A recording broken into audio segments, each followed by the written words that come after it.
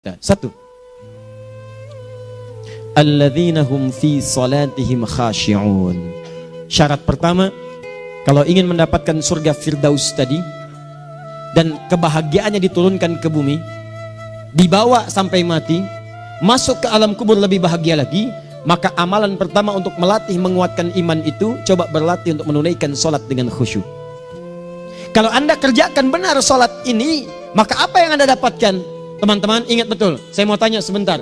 Keabadian yang abadi disebut dengan sa'id. Kalau kita ingin turunkan ke dunia percikannya kita dapatkan, usahanya disebut dengan apa? Masih ingat? Aflah itu kalau didapatkan, kata dasarnya apa tadi? Falahun. Lihat baik-baik. Kata Allah dalam Al-Quran tadi, kalau ingin mendapatkan falahun, amalan pertama sholat. Makanya ketika dipanggil sholat, kalimat falah dilekatkan pada panggilan sholat. 5 kali diingatkan. Begitu muadzin kemudian azan memanggil Anda, hayya 'alas shalah. Anda bertanya, ya Allah kenapa kami mesti salat? Dijawab, hayya 'alal falah. Yuk, pagi ayo. Yang sejati datang sini. Belum dapat sujud, belum dapat ruku, saya berikan. Makanya ketika orang sholatnya benar, dia akan mendapatkan 5 keutamaan. Saat di dunia nih, belum ke akhirat, 5 keutamaan yang tidak diberikan pada orang yang tidak sholat. Atau orang sholat tapi sholatnya nggak khusyuk. Sebab syarat mendapatkannya khusyuk. Alladzina hum fi sholatihim khasyi'un. Bukan alladzina hum fi sholatihim saja, tapi ada kalimat khasyi'un. Artinya yang tidak khusyuk saja nggak akan dapat, apalagi yang nggak sholat. Apa yang 5 ini? Lihat baik-baik. 1, orang yang sholatnya benar, pertama kali sebelum mendapatkan kebahagiaan hakiki dari Allah Subhanahu wa Ta'ala, akan dirubah dulu perilaku hidupnya menjadi perilaku yang lebih baik. Kalau orang itu sholatnya benar, maka sholat itu akan melatih dia untuk berubah, bertransformasi jadi orang baik. Itu ada di Quran surah ke-29 ayat ke-45. Innas sholata tanha 'anil fahsya'i wal munkar. Sumber keburukan cuma 2, kalau bukan fahsya itu munkar. Maaf, pornografi, porno aksi, LGBT, kata-kata jorok, kotor itu fahsya. Di orang sholat kata Allah, mustahil berkata-kata kotor. Orang sholat tidak akan pernah mencela. Orang sholat tidak punya kata-kata jorok. Jadi kalau ada sekarang orang yang sholat senang mencela orang lain, itu berarti ada masalah dalam sholatnya. Dan dia belum dijamin sebagai ahli surga terbaik. Dan hidupnya nggak bahagia.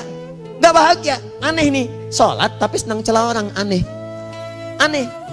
Yang paling bahaya adalah menikmati celahannya. Itu yang paling aneh. Anda ngaji. Anda ikut taklim. Taklimnya sesuai Quran. Taklimnya petunjuk sunnah. Anda sholat, Anda puasa. Tapi Anda masih senang mencela orang lain. Dan menikmati celahan itu. Kalau nggak mencela, kayaknya nggak komplit kehidupan. Maka ada yang salah dengan ibadah Anda. Ada yang keliru. Karena mustahil taat bertemu dengan maksiat. Itu mustahil. Mungkar, keburukan yang diingkari oleh hati. Sumbernya nafsu perut dengan akal. Bohong, mencuri, menipu, membunuh, merampok, membegal, mabuk dan sebagainya. Itu namanya mungkar. Orang sholat gak mungkin mengerjakan mungkar. Jadi kalau sholat kita benar, cukuplah Anda sholat, maka Anda akan jadi orang baik. Makanya kata Nabi, Anda punya anak dari kecil ajarin sholat. Sholat kalau naik jadi balik, kerjakan terus. Kasih pelajaran membuat dia mengerti. Kalau masih susah, berikan pelajaran. Ini sering diterjemahkan dengan memukul. Mukul di Arab beda dengan konteks mukul sekarang. Mukul di Arab tuh ngasih pelajaran supaya ngerti. Anda bisa terjemahkan dengan konteks lain. Uang jajannya tahan, yang kesukaannya simpan dulu. Bisa dengan konteks kekinian. Tapi poinnya, kenapa anak Anda dari kecil ajarin sholat, sampai kenalkan dengan masjid, ajari 3 tahun bawa ke masjid, kenalkan dengan masjid. Gak ada masalah lari-lari itu sebelum waktu sholat. Kenalkan dulu. Dulu orang-orang tuh begitu, sebelum waktunya dikenalkan, jalan, begitu lari, biarin dulu. Setelah itu diberi pengertian. Nah, ini bukan tempat berlari, yang berlari di sana nanti, yang di sini nanti akan ada orang-orang baik semuanya. Terus Anda lihat berbaris, baris rapi. Kalau pengen baik, ikutan baris nanti. Terus nanti ada yang mimpin di depan, namanya imam. Imam itu siapa ya? Tetangga kita bukan yang Pak Imam, bukan. Bukan. Kalau tetangga kita namanya Imam S. Arifin. Kalau yang ini imam sholat namanya. Imam sholat itu nanti akan pimpin menyembah Allah. Allah siapa ya? Allah itulah yang memberikan ayah rizki. Allah itu yang memberikan ayah rizki sehingga bisa beli tobot buat kakak. Beli robokar poli. Ini yang poli, ini yang embers, ini yang heli. Ini dulu kakak semuanya tuh. Yang kasih Allah. Nanti kalau kakak bagus bisa ikut rapi di sini. Allah akan senang, akan ditambah lagi oleh Allah. Oh begitu ya. Datang, begitu caranya. Ini bukannya waktu sholat belum dikenalin, tadi bawanya main-main di masjid. Bahkan ada yang agak repot lagi, di rumahnya susah diatur, dibilang, kamu ini susah diatur, main sana ke masjid, disuruh main, ya main di masjid. Yang salah bukan anaknya, orang tuanya. Apa rahasianya anak itu disuruh ke masjid, suruh sholat? Rahasianya, begitu anak itu sholat dengan baik, maka dia akan tumbuh jadi anak baik di kemudian hari. Itu maksudnya. Nah, sekarang saya agak bingung ini, pendidikan TK sekarang salah sih? Enggak, cuma saya agak bingung mikirnya. Ini anak belum diajarin sholat, udah diajarin manasik. Itu bagaimana cara berpikirnya Ferguson? Agak repot saya mikirnya tuh. Ya, walaupun salah sih enggak, cuma saya bingung gitu. Kenapa nggak dikerjakan tahap yang pertama dulu? Tangga itu kan berurutan. Nggak bisa Anda lompat langsung ke 5. Kan 1, 2 belum terlewati. Jelas ya? Ah, ini gambarannya. Sholat nih. 1 pasti baik. Jadi kalau sekarang sholat, lisan belum baik, mata belum baik sampai ke kaki, berarti ada yang salah sholatnya tuh. Ada yang nggak tepat. Tangan sembarangan, snack orang ngambil. Awas. Tuh sendal orang, mau wudhu nggak ada sendal, pakai sendal orang. Udah bilang belum? Kehujanan pakai payung orang. Udah bilang belum? Ya kan gampang Ustaz. Ini kan juga mungkin diikhlaskan karena Allah. Ya ikhlas, cuman pakainya belum minjam. Bagaimana kalau sedang pegang payung itu keluar, Anda meninggal? Nah, coba mikirin ke situ. Coba ke kantor. Kalau didorong proyek yang nggak jelas, minta tanda tangan, pikir lu bagaimana kalau meninggal. Kemarin saya sama teman-teman artis saya katakan begini, Anda ya, kalau Anda mengaji dengan saya, jangan pernah menerima peran maksiat. Walaupun itu sekedar adegan, tapi itu maksiat. Kalau bayangkan ketika Anda memerankan itu, Anda diwafatkan oleh Allah Subhanahu Wa Taala. Maka demi Allah saya katakan tidak ada faedahnya Anda ngaji sekarang, ngaji besok. Ketika Anda menerima peran itu, Anda wafat dalam keadaan bermaksiat di hadapan Allah Subhanahu Wa Taala. Maka saya pun katakan pada Anda, ayo belajar yang betul, pahami, bangun sholat, belajar, dalami seperti orang tua kita dulu. Tinggalkan nyontek budaya yang nggak jelas. Rasakan ketika nyontek Anda wafat, apa yang Anda dapatkan? Di Libya itu kalau nyontek, di Libya ya, saya pernah sekolah di Libya nih, itu kalau nyontek dibiarin aja dulu. Dan rekornya 100% ketahuan. Begitu sudah selesai, cuma jeda 2 jam, langsung ada panggilan.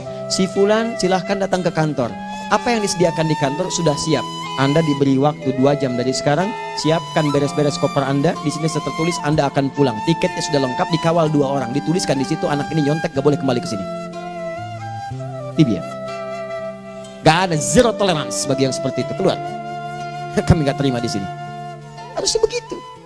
Gak ada faedahnya. Yang kita butuhkan amalan dari ilmu, bukan nilai-nilai itu sementara. Gak ada. Sudah.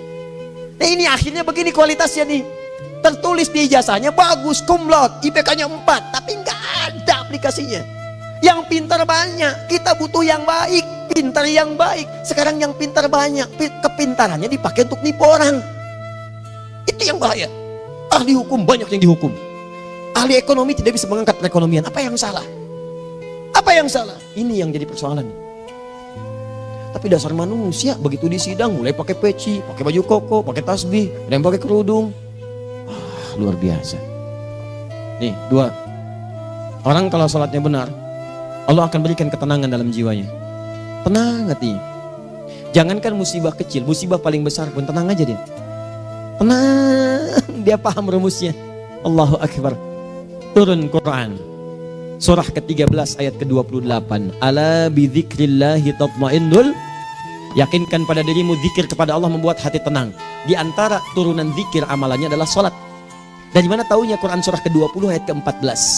Innani anallahu la ilaha illa ana fa'budni wa aqimis salata lidzikri. Saya Allah, kata Allah ke Nabi Musa.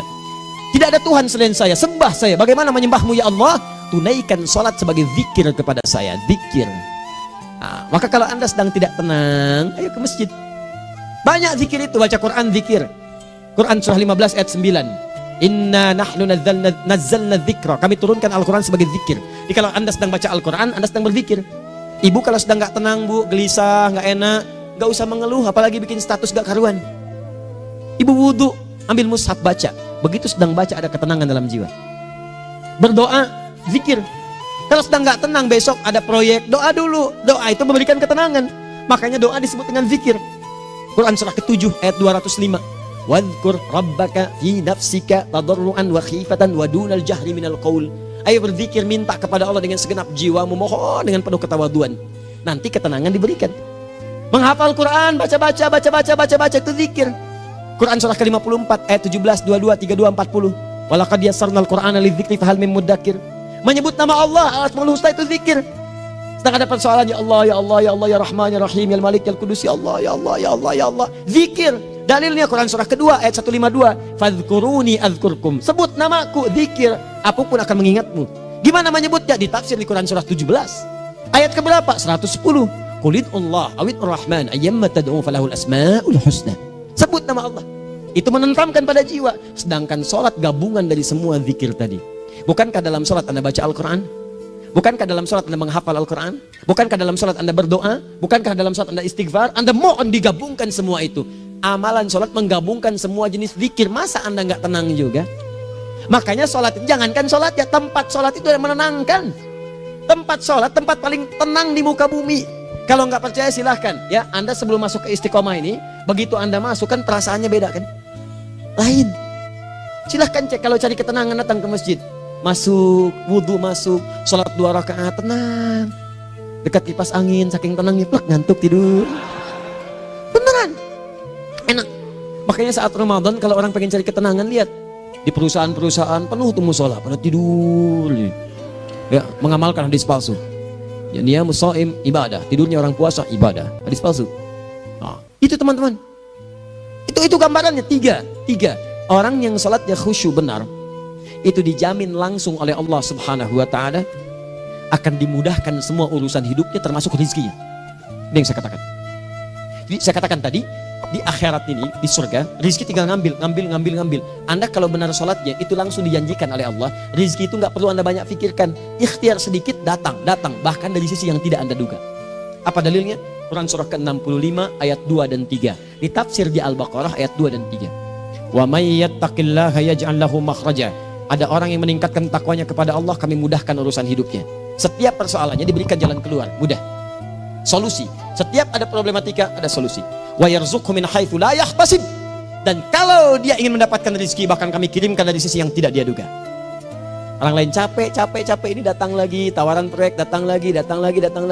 Utsman tuh Masya Allah kayanya banyak, tapi yang paling dirindukan bukan saat mendapatkan peningkatan omsetnya, yaitu saat dia mendapatkan waktu khusus dengan Allah untuk sholat malam hari, sampai-sampainya sempat sholat tahajud sampai khatam Al-Quran. Abdurrahman bin Auf demikian, Tamim Ad-Dari demikian, sholat karena tahu sholat itu meningkatkan rizki. Karena tahu kuncinya ada di situ, Allah yang punya rizki, disebut dengan Razak, pemilik rizki. Maka saya harus punya hubungan dekat dengan Allah.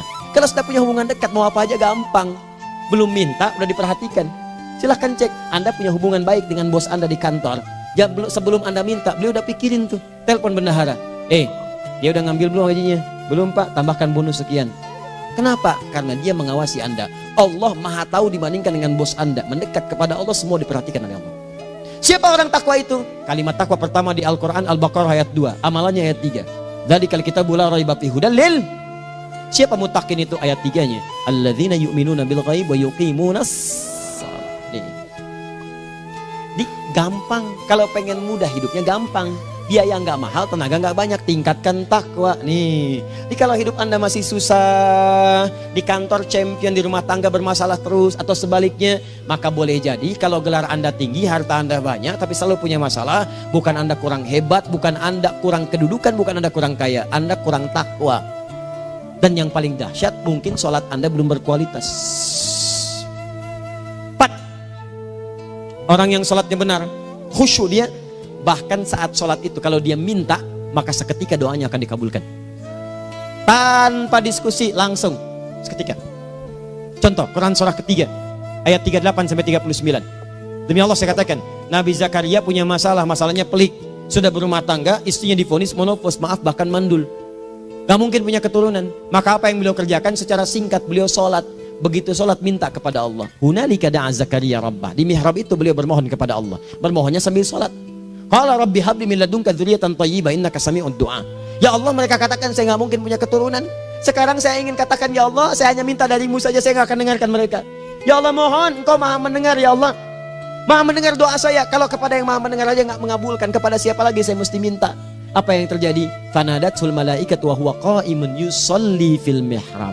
turun malaikat mengabarkan, sedangkan beliau masih sholat, belum selesai dalam sholatnya. Sholat khusyuk itu belum selesai sholat aja dikabulkan, doa sudah turun. Sholatnya belum selesai, doa sudah dikabulkan. Annallaha yubashshiruka bi Yahya. Allah kasih kabar gembira, doa kamu didengar, dikabulkan, kamu akan punya anak, namanya langsung dari Allah Yahya, artinya hidup yang mustahil menurut manusia. Lahir seorang dari rahim perempuan yang menepus dan mandul, bayi yang hidup, kata Allah nggak ada yang mustahil bagiku, jadi dan jadi dia. Berita baiknya, Nabi Zakaria sholat dikabulkan. Umat Nabi Muhammad sebelum sholat sudah ditunggu oleh Allah, mau minta apa aku kabulkan sekarang. Hadisnya qudsi, saya bacakan. Hadatsana qala Rasulullah sallallahu alaihi wasallam, qala Allahu azza wa jalla, qasamtu shalah baini wa baina abdi. Kata Allah, saya bagi dua ya salat antara aku dengan hambaku. Wali abdi ma sa'ala. Kalau hambaku benar salatnya, aku berikan apapun yang dia minta sekarang. Idza qala al-abdu alhamdulillahi rabbil alamin. Bagian pertama, kalau hamba benar dibaca Al-Fatihahnya dari alhamdulillahi rabbil alamin, kalau Allah azza wa jalla dijawab oleh Allah, hamadani abdi, hambaku sedang memujiku.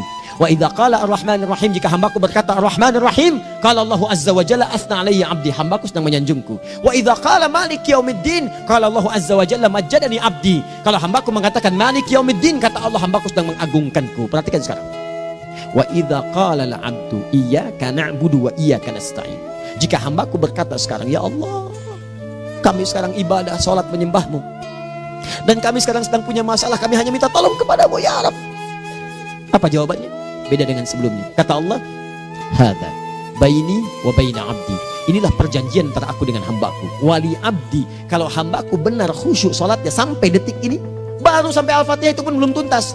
Baru sampai Al-Fatihah itu pun belum tuntas. Kalau benar bacaannya, betul salatnya dari takbir sampai dengan selesainya, sampai ayat itu, iyyaka na'budu wa iyyaka nasta'in, kata Allah, masalah apapun yang dia minta sekarang, aku akan kabulkan. Besok saya kasih rahasia. Yuk, yang di KBP ada awal pembuka di awal sebelum Al-Fatihah yang kalau Anda benar bacanya itu pengantar kepada pengabulan doa di Al-Fatihah. Apa itu? Besok. 5. Yang kelima ini yang paling diharapkan, dan ini penutup dalam kajian kita malam ini. Teman-teman sekalian, perhatikan baik-baik. Jika Anda benar mengerjakannya, maka Allah akan jamin langsung Anda akan mendapatkan kesuksesan dan kebahagiaan di semua aktivitas Anda. Kalau jadi suami yang sukses, rumah tangga yang bahagia. Kalau jadi pegawai yang sukses, dan di kantor bahagia. Masih ingat? Kesuksesan yang menghadirkan kebahagiaan, konteksnya dunia disebut dengan falah, dipegang disebut dengan aflah. Dikembalikan lagi ke atas, ke surah ke-23 ayat 1 dan 2. Qad aflahal mu'minun. Apa amalannya? Alladzina hum fi salatihim khashi'un. Persoalannya, kalau Anda salat belum mendapatkan satu di antara 5 ini, apa masalahnya? Pertama masalahnya, kata Al-Quran, boleh jadi yang salat itu belum khusyuk. Apa itu khusyuk? 2 maknanya, dan saya tutup di sini. Apa yang 2 itu? 1, kebanyakan orang salat masih membawa dunia dalam salatnya. Makanya kalau pengen khusyuk, kata Allah, maka Anda rasakan akan bertemu Allah. Rumusnya Quran surah kedua ayat 45 sampai 46. Rasakan secara singkat, mungkin itu sholat terakhir yang Anda akan kerjakan dalam kehidupan. Mungkin di sholat itu Anda wafat. Kata Allah, alladzina yadhunnuna annahum mulaqu rabbihim. Orang khusyuk itu sudah kelihatan dari sebelum sholat, dia sudah merasa persiapan menghadap Allah. Persiapan ke manusia aja, dia sudah siap-siap, mandi dulu, ganti pakaian, pakai parfum, macam-macam dan sebagainya, hanya memenuhi undangan manusia. Allah mengundang Anda 5 kali dalam sehari. Ya maaf, mengabulkan doa Anda, mencukupkan kebutuhan, menyembuhkan kalau sakit, disiapkan Anda. Harusnya apa? Penampilan sempurna. Kata Quran, orang khusyuk itu kelihatan sebelum sholat, pakaiannya kelihatan. Quran surah 7 ayat 31, ya bani Adam khudzu zinatakum inda kulli masjid. Hai anak cucu Adam, kalau tiba panggilan dari masjid, kenakan pakaian terbaikmu. Di anak cucu Adam tuh kelihatan. Kalau orang khusyuk begitu adzan kelihatan pakaiannya lain. Pakaiannya indah. Khudzu zinatakum, kenakan pakaian terbaikmu. Dipakai bertemu Allah. Bertemu manusia aja pakaian bagus-bagus. Ini aneh ya. Ada orang salah ibadah aja. Orang salah ibadah pakaiannya bagus-bagus. Lihat nih hari-hari tertentu besok tuh. Orang mau ke tempat masing-masing tuh. Ada yang pakai jas, pakai dasi, pakai batik, pakai kebaya. Anaknya dibawa, dikuncir 2, bawa manisan macam-macam. Mau salah ibadah aja tampilan bagus. Masa antum yang benar ibadahnya nggak bagus? Bedakan. Pakaian futsal, pakaian sholat ganti dengan yang sholat. Ini gimana pakaian sholat pakai pakaian futsal? Depannya gambar Messi, belakang Ronaldo. Repot. Malaikatnya juga bilang, kamu salah baju, harusnya Luka Modric.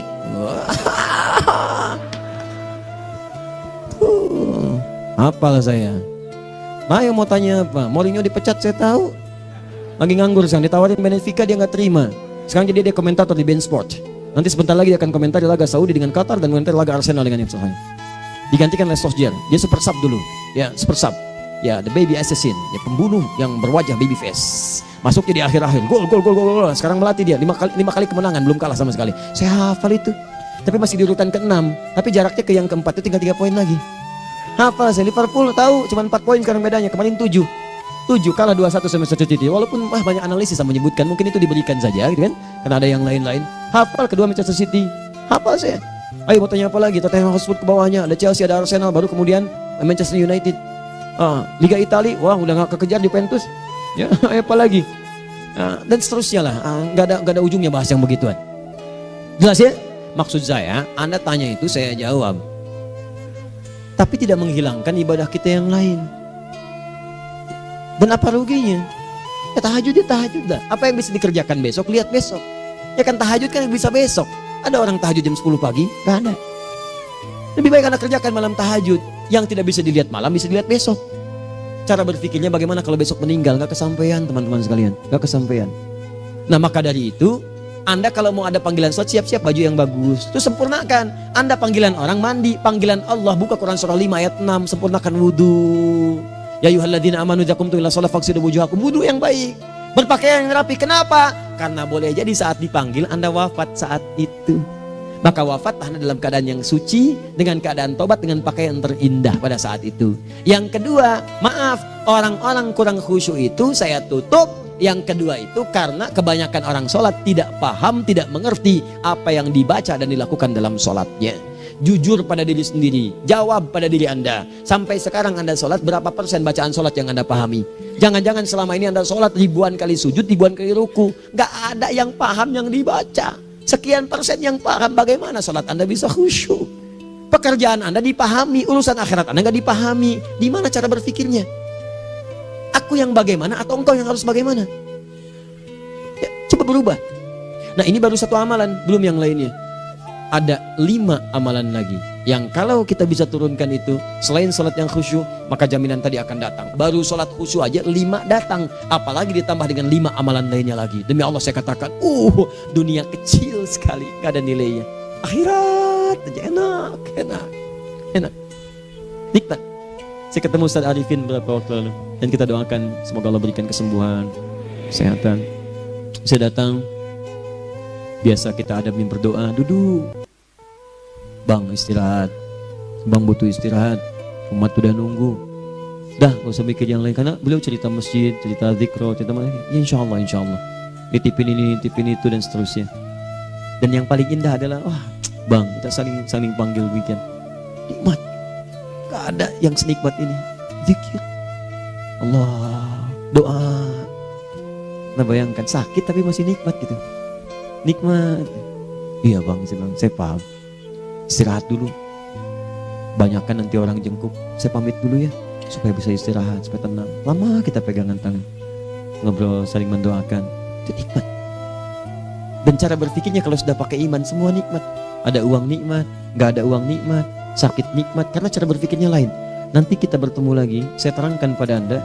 Dan saya contohkan satu kisah. Bahkan ketika ada orang yang diuji Allah dengan ujian yang sangat luar biasa, yang menurut sementara orang itu ujian sangat luar biasa menggetarkan jiwanya dan susah untuk bertahan, tapi orang ini nikmat saja menjalaninya. Nikmat.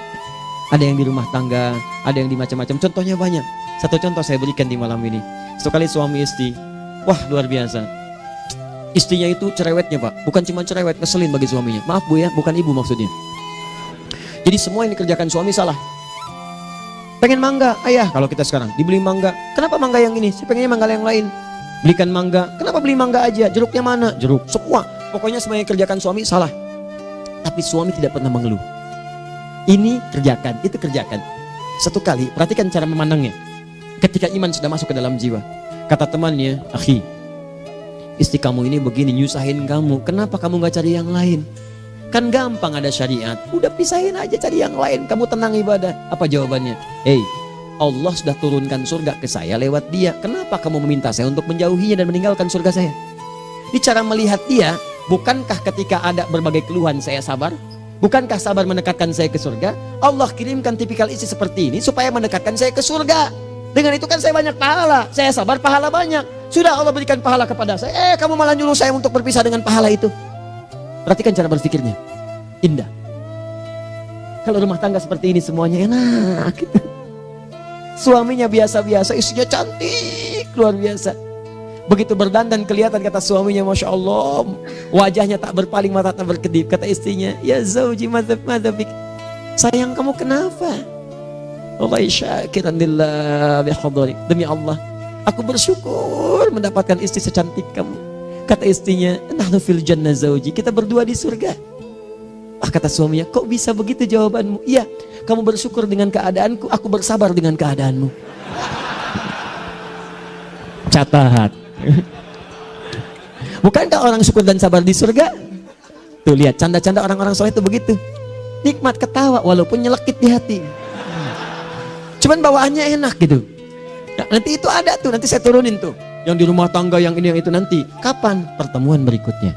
Ya, jadi kita cukupkan dulu di malam ini apa yang kita pelajari supaya nanti nggak terlampau banyak kita dapat materi. Cuma sayang sedikit mengamalkan. Saya sudah tuangkan di sini. Banyak saya tuliskan termasuk di keluarga, di macam-macam. Ini saya tulis tapi silahkan Anda baca. Kalau ada manfaat silahkan dapatkan. Kalau ada yang kurang silahkan sampaikan untuk dikoreksi. Semoga Allah muliakan kita semua insya Allah. Sekali lagi, perbaiki hidup. Jangan banyak mainnya. Dan sudah, jangan banyak membuang dengan yang sia-sia apapun yang dihadapi. Sekali lagi, tolong jaga kondusivitas, bantu negara kita, ketertiban, keamanan. Kalau saya menyampaikan sesuatu ada singgungan dengan yang kekinian, itu maksudnya koreksi masukan-masukan supaya diperbaiki. Tapi tetap dalam urusan pemilihan kita punya pilihan masing-masing yang tidak boleh dipaksakan. Jelas ya? Baik, jadi ya saya sampaikan sekali lagi. Pertama, pilih mana? Anda dipaksa harus ikut, atau yang kedua, kita bebas memilih sesuai. Dah. Sudah ya. Jadi kita akhiri. Subhanakallahumma bihamdika asyhadu an la ilaha illa anta astaghfiruka wa atubu ilaik. Wa akhiru da'wan alhamdulillahirabbil alamin. Berjumpa besok sesi terakhir fikih ikhtilaf di Masjid Ar-Rahman Kota Baru Parahyangan. Assalamualaikum warahmatullahi wabarakatuh.